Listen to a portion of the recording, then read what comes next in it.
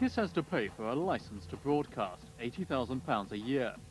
But while the Radio Authority preaches the gospel of diversity, it says licences have to be rationed by the number of available frequencies. We are always looking for new frequencies, and particularly looking for them in the London area, where there is significant demand. We have identified a few frequencies that we will be advertising, one of which we have already advertised in South West London, over the coming months and years. But there really aren't very many. I mean, we've been very successful in shoehorning extra radio stations onto the air, but there is a limit. But some radio specialists argue there's still plenty of space that could be freed up. The trouble is, they say, that the legal stations have been given over-generous buffers either side of their frequencies. If you tune across the FM band, here we are in London, when you hear hiss, there's nothing there. There's a station, there's some hiss, there's some more hiss. That's not interference, that's not interference, that's a spare frequency for a low power service. And as you tune around, you come across quite a lot of hiss. Now, I'm not saying that all those frequencies could be used for London-wide services, but they could certainly be used for little local area services, maybe running 4 or 10 watts. At present, London has 18 legal stations. An additional pan-London frequency and 3 extra local ones will soon be put up for licence. But even then, commentators argue, that'll still amount to about half the stations the capital could accommodate. Buried in the Times Square shopping complex of Sutton South London is the kind of station that's most likely to get a licence these days. Well run and well heeled. Good weekend? Absolutely fantastic weekend. Good. Eclipse FM is owned by local businessmen and at present transmits only on cable. They now want to broadcast to a wider audience and have put in an application for the South West London FM licence. But to have even a chance, they have first to persuade the Radio Authority that there will be a demand for their service.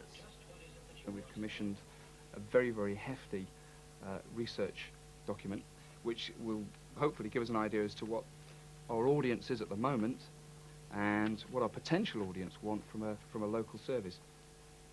Detailed in here are letters of support that we've got from local people who believe that what we're hoping to achieve is right for this area. That comes from the public, it comes from local businesses, government agencies, government offices, councillors. And that's not all. There's the application itself. It takes you from the group of people who are involved in the station at the start, but also now as well. It also takes you through external assistance that you know, agencies or people that you've had to bring in to help with the application process. And then it takes you through a staff structure. There's a very, very hefty section here that deals with programming. But the real cost is in the market research that has to be done before you can even put in the application. It's probably, at the end of the day, going to cost between £40,000, between £20,000 and £40,000. And that's purely stake money. If you don't get the licence, then that's written off. Yeah, it's all lost. That's a lot of money, and it does seem to mean that only those people who have already got deep pockets can apply for a licence and get one. The other side of the coin is that the unsuccessful applicants have probably spent as much money and are then going away empty-handed, which seems a shame. Inevitably, it's the big corporations who have mopped up most of the London-wide licences. But now, even some insiders think the regulatory hurdles should be lowered to let in some small-scale niche stations.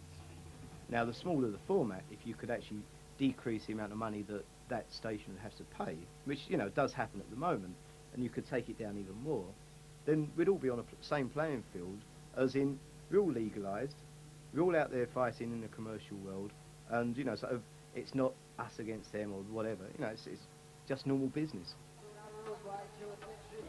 My name's Nicholas. They call me Nicky Slimton because I'm skinny and I'm 16 years old. The hurdles put up by the authorities haven't stopped Nicky getting on his bike. Nicky is hoping to build a career in the new industry spawned by the pirate radio stations. He's just been voted by Cool FM as the best up-and-coming DJ.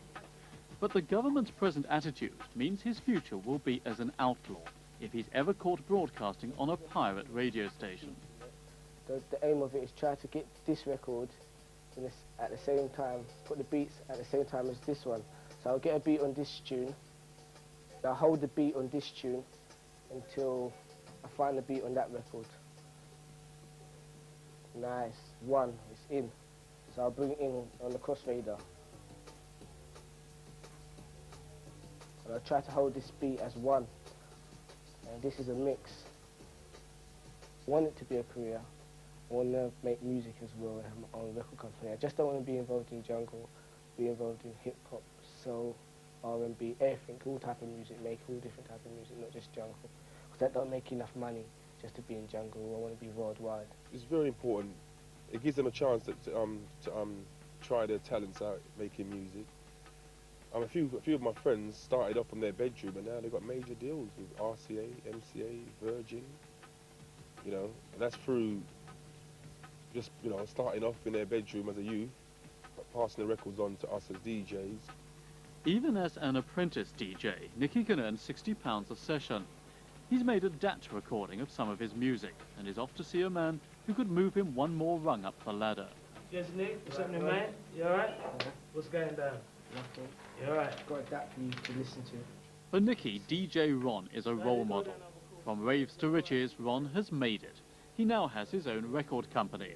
His label, London Something Records, is one of the most successful out of literally hundreds of labels currently on the dance music scene. At the moment, we've taken a long stretch out of it by getting all the samples in and whatever, and he's now got them on the keyboard.